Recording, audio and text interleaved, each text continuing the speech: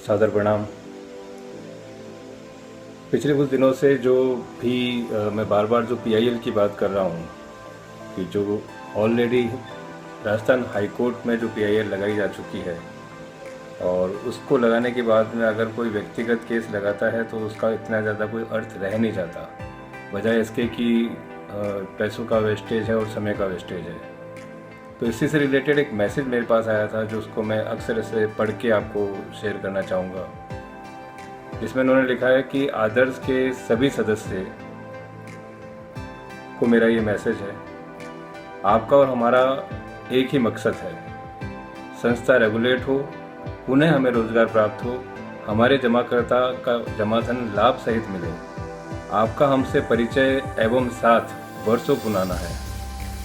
हम एक दूसरे को व संस्था को अच्छी तरह जानते हैं। व्यवस्था के तहत हमें बहुत से व्यक्तियों को कार्य के लिए साथ लेना होता है। हम किसी के कारण व्यवहार और मंशा पहले से समझ नहीं सकते। यहाँ उनका इशारा किसी पर्टिकुलर व्यक्ति का है जिस पर उन्होंने लिखा है कि हमको साथ लेना पड़ता है, लेकिन पहले से हम उनकी मंशा और उनका जो व्यवहार पहले से नहीं समझ सकते। जमाकर्ता, अभिकर्ता और कर्मचारी के हितार्थ राष्ट्रीय स्तर के वरिष्ठ अधिवक्ता की टीम हमारे साथ कार्य कर रही है। आपको ये समझना होगा कि एक ही परियोजना से एक ही तरह के एक से अधिक रिट्स या जनहित याचिका किसी न्यायालय में दाखिल होती है तब सभी को क्लबिंग कर ली जाती है। सभी का निर्णय एक साथ एक सा मिलता है। जब हमारे सदस्यों की डिटेल, बीपी नंबर, आधार नंबर याचिका में संलग्न है, किसी भी साथी का 1 रुपया भी अनधिकृत कार्यों से खर्च होता है तब तकलीफ होती है। आपको किसी भी तरह की रिट पिटीशन के लिए किसी से भी गुमराह होने की आवश्यकता नहीं है। अपने रिकॉर्ड डिपॉजिटर्स की जानकारी किसी से भी शेयर नहीं करनी है। अभी अधिकतर शहरों में लॉकडाउन चल रहा है और high alert red zone hotspot घोषित कर रखे हैं। घर से बाहर न निकले। आप सुरक्षित रहें, स्वस्थ रहें, यह कामना करते हैं। आपके लिए प्रयास जारी है। जान है तो जहान है। हमारे द्वारा ही अतिशीघ्र आपको सुखद समाचार मिलेंगे। इन हालात में कोई आपकी भावना के साथ खिलवाड़ करता है तो मानवीय पराकाष्ठा का ये निम्न स्तर है। अगर तो इस मैसेज में बिल्कुल क्लियर चीज़ है कि जो एक पीआईएल दर्ज की जा चुकी है तो हमको उसकी आगे की प्रक्रिया का इंतज़ार करना चाहिए कि उसमें आगे क्या होता है। और बहुत से लोगों के साथ साथ मैं भी उत्सुक हूँ ये जानने के लिए कि एग्जैक्टली पीआईएल में मेंशन क्या किया गया है, डिमांड क्या की गई है। तो अगर कोई मेरे भाई, मेरे कोई साथी अगर ये शेयर कर सकें कि वो पीआईएल का मजमून क्या है, उसमें क्या क्या पॉइंट्स रखे गए हैं, तो मैं अपने दूसरे साथियों के साथ में शेयर कर सकूं।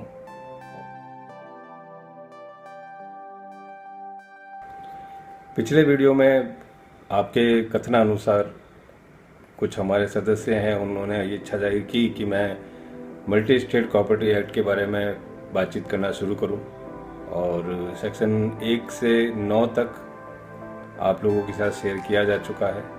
आज मैं सेक्शन 10 से वापस शुरू करता हूं। सेक्शन 10 एग्जैक्टली अगर हम कहें तो वो बहुराज्य सहकारी सोसाइटी की उपविधि के संबंध में है।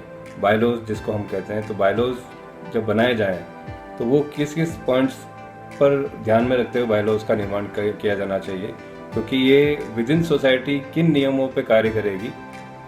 बड़े स्तर पर कुछ नियम फिक्स होते हैं जो सोसाइटी प्रॉपर्टी एक्ट हमको अलाउ करता है कि वो तो नियम उसमें होने ही चाहिए, लेकिन उसके अलावा सोसाइटी को चलन में रखने के लिए सोसाइटी खुद अपनी नियम उपनियम बना सकती है। इसका सेक्शन 10 का क्लॉज 1 जो कहता है, प्रत्येक बहुराज्य सहकारी सोसाइटी इस अधिनियम और उसके अधीन बनाए गए नियमों के उपबंधों से संगत अपनी उपविधि बना सकेगी। यानी जो उसके अपने नियम तो हैं ही हैं, लेकिन जो वो उपनियम बनाए जा सकते हैं। तो उसमें सेकंड पॉइंट आता है, विशिष्टता और पूर्वगामी शक्ति की व्यापकता पर प्रतिकूल प्रभाव डाले बिना। यानी जो मेन जो पावर और जो बेनिफिट्स या लाइबिलिटीज़ जो दे रखे हैं उनको इफेक्ट डाले बिना ऐसी उपविधि निम्नलिखित सभी या किन्हीं विषयों के उपबंध कर सकेगी। जो दे रखे हैं तो इसके ऊपर वो बायलॉज अपने क्रिएट कर सकते हैं। तो हम ये अनुमान लगा सकते हैं कि हमारी सोसाइटी जिसमें हम लोग जुड़े हुए हैं उसके भी बायलॉज क्रिएट किए गए हैं। हो सकता है कि बहुत सारे लोगों ने वो बायलॉज पढ़े हों और हो सकता है कि वो बायलॉज नहीं पढ़े हैं। तो वो भी मेरा प्रयास रहेगा आने वाले समय में कि उन बायलॉज को भी कहीं से प्राप्त करके उन्हें पढ़ सकूं आप लोगों के साथ में। तो इसके जो क्लॉज नंबर सेक्शन 10 का क्लॉज नंबर 2 का जो पहला पार्ट है वो कहता है कि सोसाइटी का नाम, पता और कार्य क्षेत्र होना चाहिए उसमें। दूसरी चीज़ सोसाइटी के उद्देश्य। तीसरा पॉइंट उसमें है उसके सदस्यों को उपलब्ध कराई जाने वाली सेवाएं।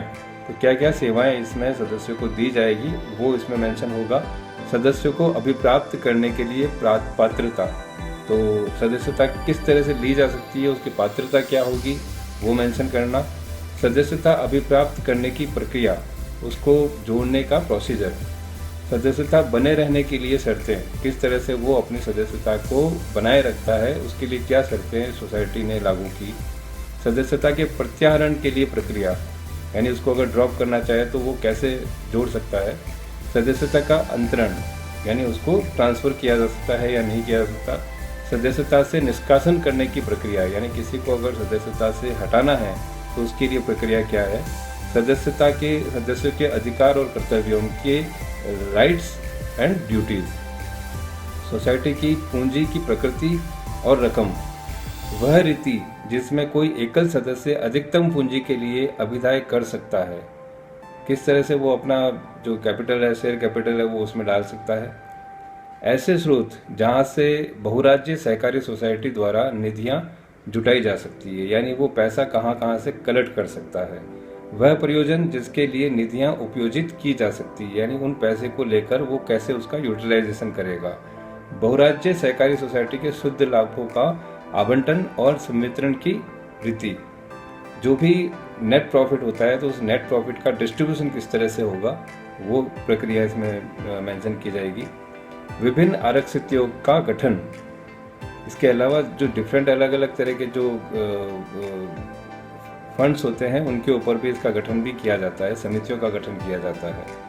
नेक्स्ट पॉइंट है इस अधिनियम के अधीन उपबंधित अधिवेशनों से भिन्न साधारण अधिवेशन बुलाने की रीति और उसकी गणपूर्ति, यानी आपका जो अलग अलग जो मीटिंग्स होती है, जनरल मीटिंग है, एनुअल मीटिंग है, तो वो किस तरह से बुलाई जाती है और उसकी क्या क्या नियम शर्तें होंगे।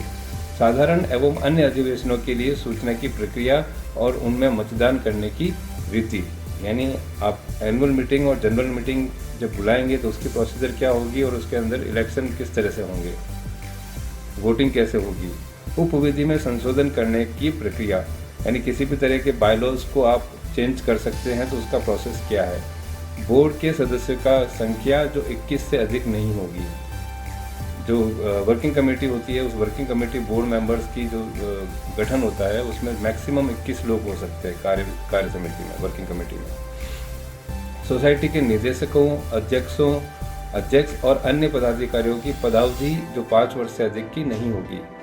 डायरेक्टर रिक्रूट करना, डायरेक्टर के अलावा जो दूसरे अध्यक्ष हैं, अन्य पदाधिकारी हैं, तो उनका कैसे रिक्रूटमेंट होगा और उनकी अवधि कितनी होगी वो एक फिक्स है और उसको अंदर सब लॉज के अंदर भी दिया जा सकता है। बोर्ड के सदस्यों को हटाने और रिक्तियां भरने की प्रक्रिया, बोर्ड के अधिवेशन बुलाने की रीति और उनकी गणपूर्ति, वर्ष में ऐसे अधिवेशनों की संख्या, ऐसे अधिवेशनों का स्थान, यानी सम्मेलन को बुलाने की रीति और उसकी गणपूर्ति, यानी कितने लोग उसमें होने चाहिए, ये मेंशन इसमें किया जाएगा। बोर्ड अधिवेशनों की आवृत्ति, कितने कितने टाइम में वो बोर्ड अधिवेशन होगा वो मेंशन करना है। मुख्य कार्यपालक की धारा 52 में उपबंधित शक्तियों का और कृत्यों के अतिरिक्त शक्तियां और कृत्य, यानी सेक्शन 52 में जो भी पावर्स दे रखे हैं तो उसके अलावा अगर कुछ पावर्स देने हैं वो इसमें मेंशन किया जाएगा। शास्ति अधिरोपित करने की रीति, यानी किसी तरह की पेनल्टी वगैरह किसी केस में अगर लगानी है तो वो किस तरह से लगाई जाएगी उसका मेंशन इसमें हवाला दिया जाएगा। फिर सब सेक्शन उसमें है संपरीक्षकों की नियुक्ति, उनके अधिकार और कर्तव्य तथा संपरीक्षा करने की प्रक्रिया, यानी उनके अंदर जो इंस्पेक्टर्स, जो अलग अलग जांच समितियां होती है, तो उनको कैसे नियुक्त किया जाता है और उसकी प्रक्रिया क्या है।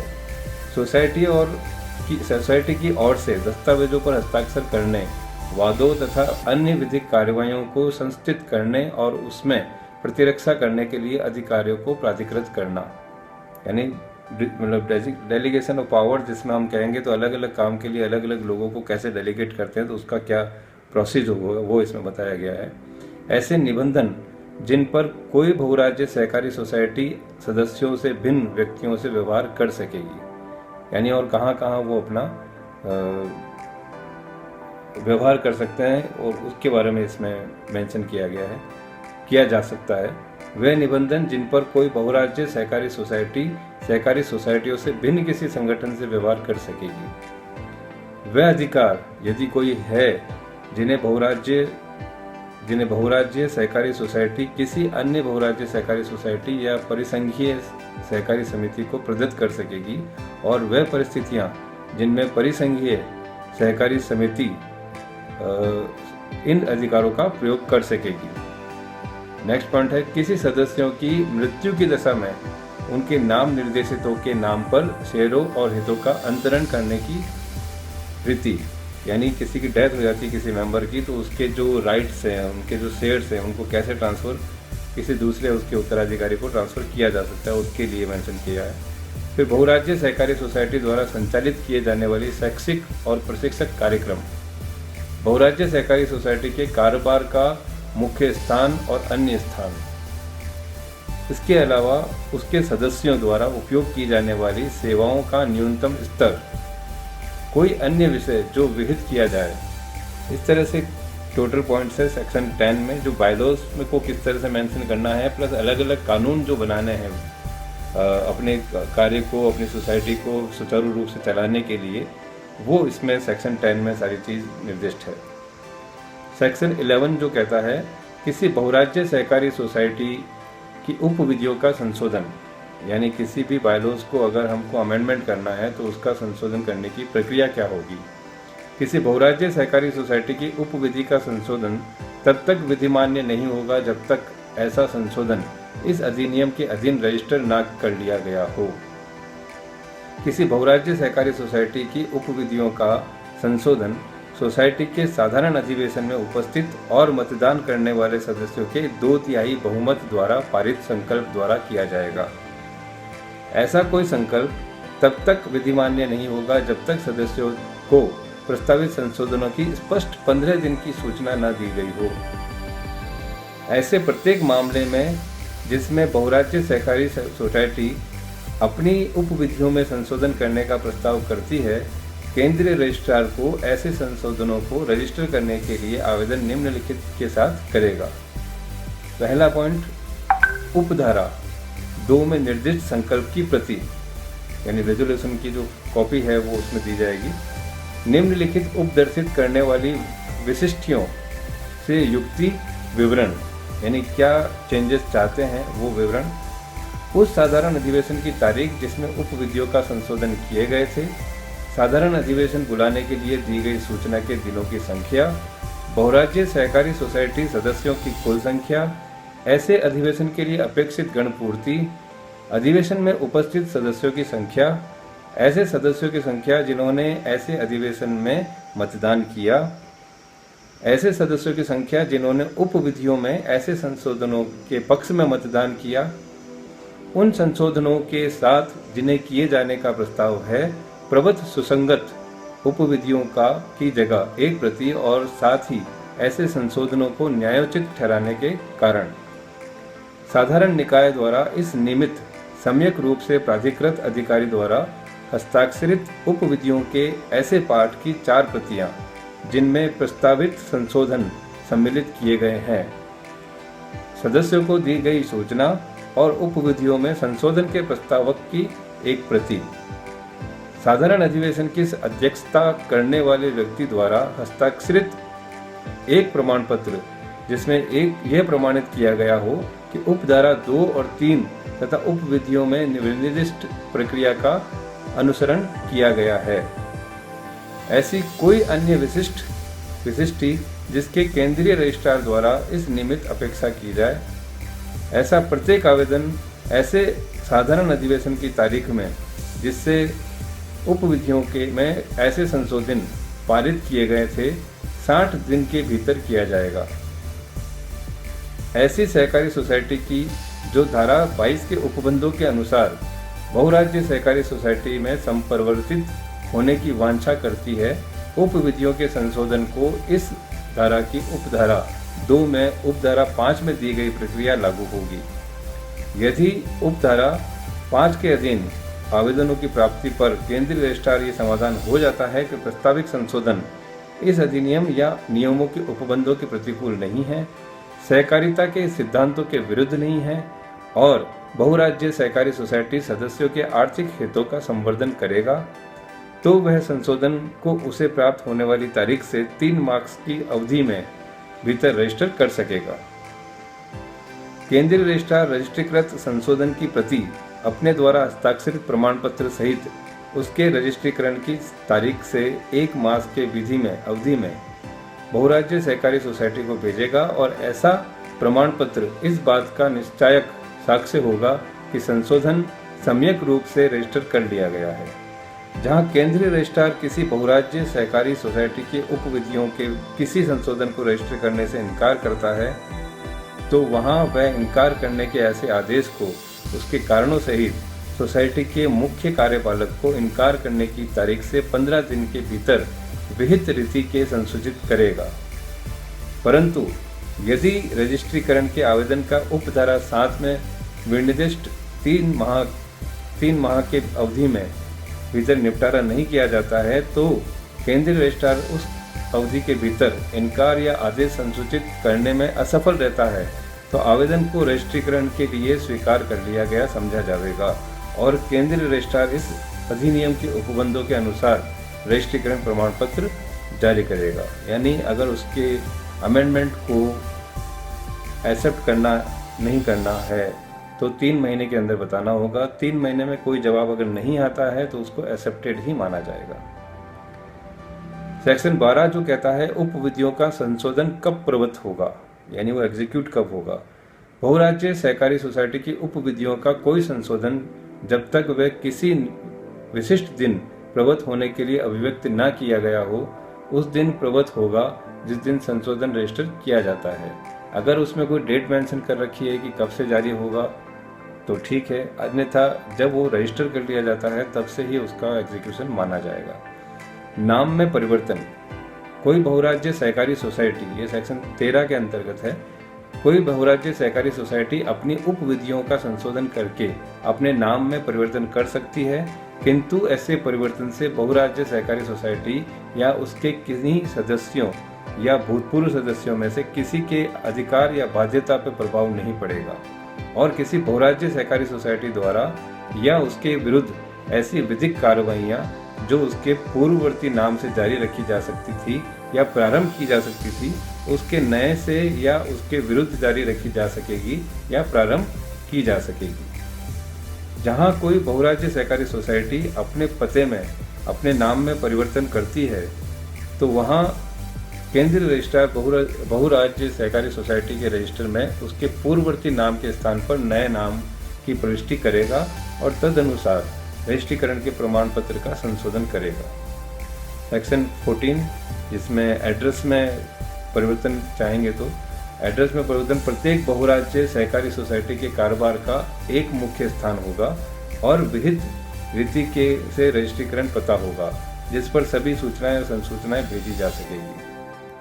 सेक्शन 15 बहुराज्य सहकारी सोसाइटी द्वारा नाम का प्रकाशन। प्रत्येक बहुराज्य सहकारी सोसाइटी अपना नाम और अपने रजिस्ट्रीकृत कार्यालय का पता पेंट करेगी और चिपकाएगी। उसे प्रत्येक कार्यालय या ऐसे स्थान के जहां से उसका बराबर कारोबार चलाया जाता है, बाहर सहज दृश्य स्थान पर आसानी से सुपाठ्य अक्षरों में पेंट कराकर या चिपकवा कर रखेगी और यदि उसमें लिखी गई लिपि ऐसी भाषाओं की या ऐसी भाषाओं में से किसी एक की नहीं है जो उस परिक्षेत्र में साधारण उपयोग में नहीं है, जो चलन में है, उस भाषा में या उन भाषाओं में से किसी भी एक में पेंट करवाएगी या चिपकवाएगी जो प्रचलन में है। अपनी मुद्रा पर अपना नाम सुपाठ्य लिपि में उत्कीर्ण कराया जाएगा, यानी जो सील बनवाई जाएगी वो भी लोकल लैंग्वेज में बनवाई जाएगी। अपना नाम और रजिस्ट्रीकृत कार्यालय का पता अपने सभी कारोबार पत्रों, अपने सभी बिलों और पत्र वर्णों तथा अपनी सूचनाओं और अन्य शासकीय प्रकाशनों में वर्णित कराएगी और अपने सभी विनियम पत्रों, हुंडियों, वचन पत्रों, स्पष्टांकनों, चेकों, धन के आदेशों या बहुराज्यीय सहकारी सोसाइटी द्वारा या उसकी ओर से हस्ताक्षर करने के लिए प्रस्तावित मालों और बहुराज्यीय सहकारी सोसाइटी के सभी पार्सल, बिलों, बीज को प्राप्तियों और प्रत्यय पत्रों पर भी अपना नाम इस प्रकार वर्णित कराएगी।